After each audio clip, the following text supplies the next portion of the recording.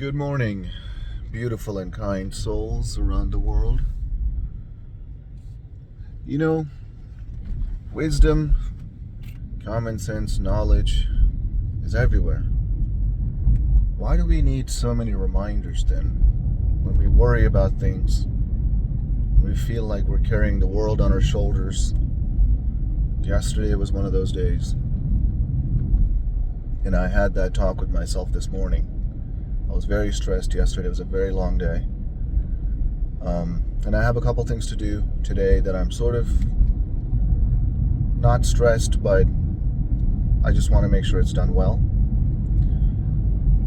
And we forget that most things in life don't matter 5 years from now, do they? And I was thinking about Alan Watts. I used to watch him, or I suppose I watched everything that he said on YouTube.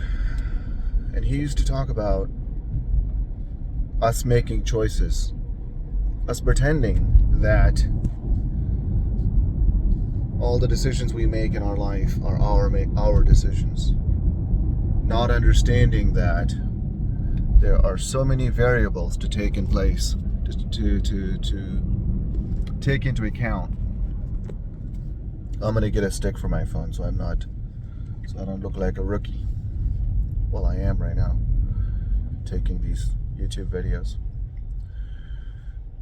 So he says there are almost unlimited amount of variables to take into consideration at any given time.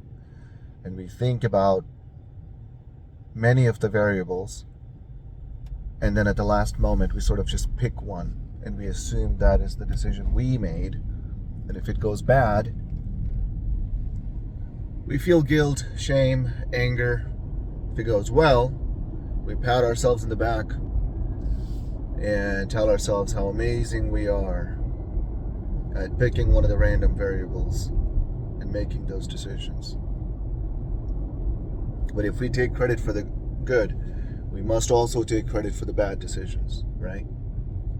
I see people online and I see people in person sometimes where the good decisions are their decisions and bad decision is someone else's fault. Economy, spouse, partner, siblings, bad childhood, some trauma. No. I think it is very empowering to assume everything in your life is your fault, no matter what. And as many things, initially this statement sounds very stupid. It doesn't make any sense. How can everything be my fault? But just like a spiritual journey, initially it's weird, sounds strange, doesn't make sense.